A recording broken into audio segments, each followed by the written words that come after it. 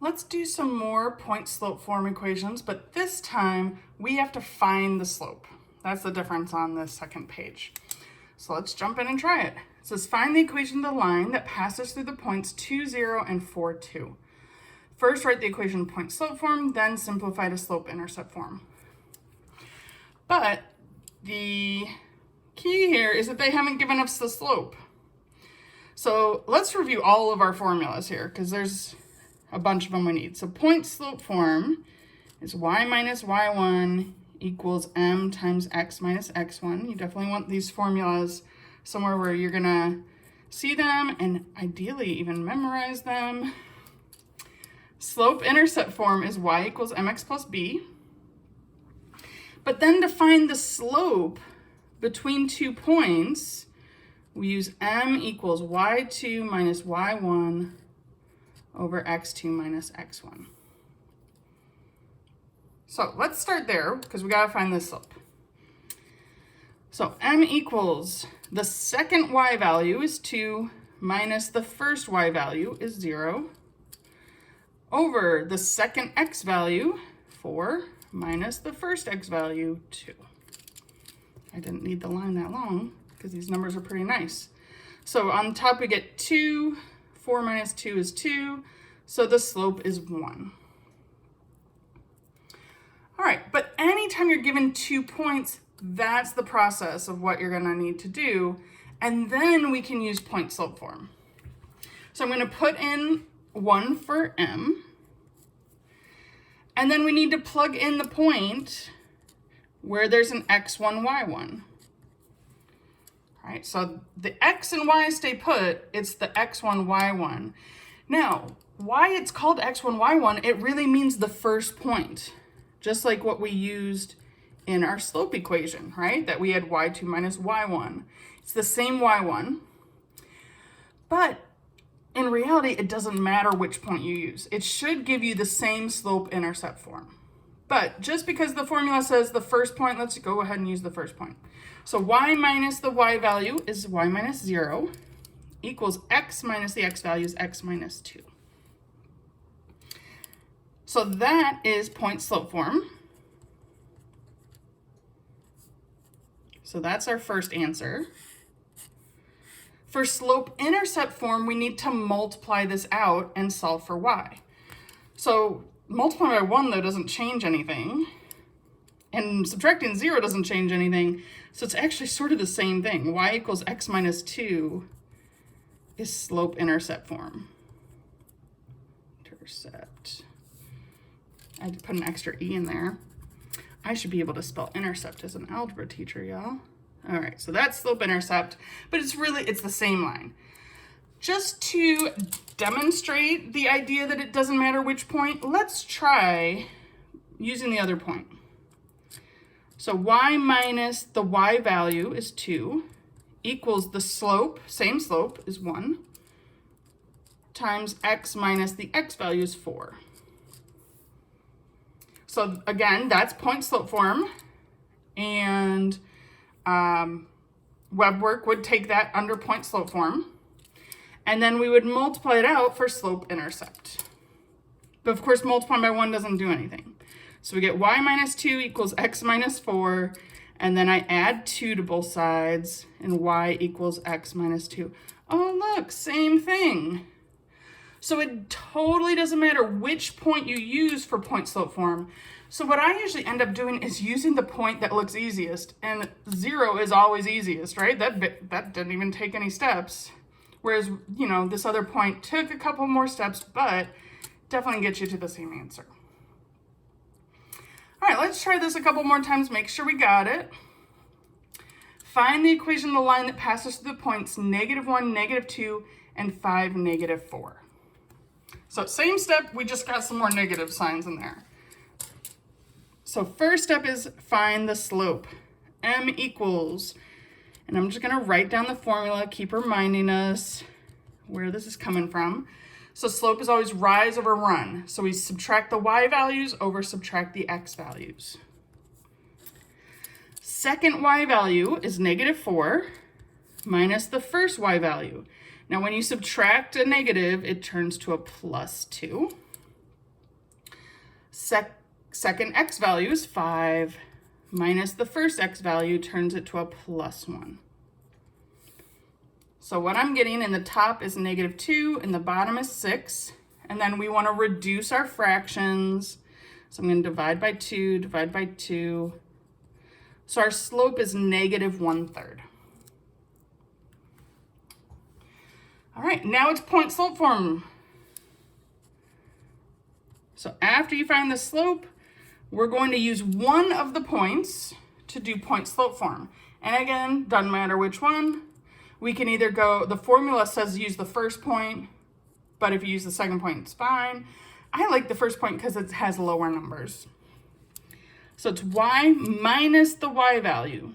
So that changes it to +2, because subtracting a negative, equals -1/3 times x minus -1 makes it +1. Or you can think about it as point slope form always flips the signs of that point.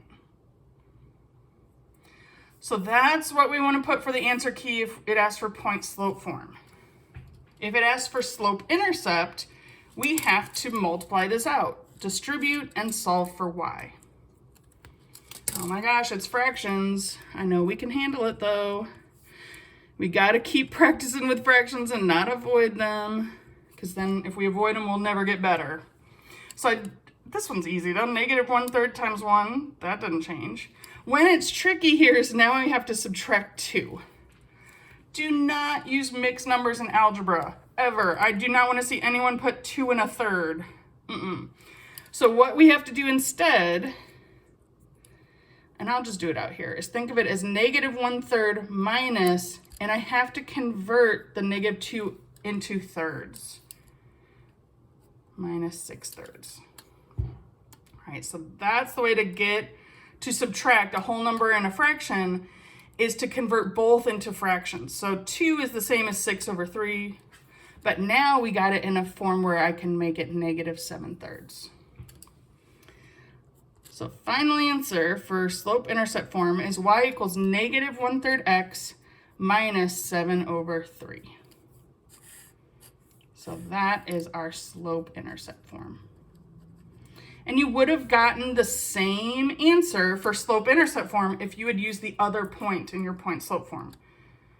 Right? It just, the algebra might work out different, but you'd get the same final answer. All right, let's try a word problem.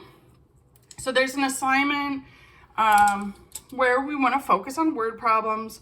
First step is to identify what they're giving you, because sometimes word problems are giving you slope, and sometimes they're giving you points.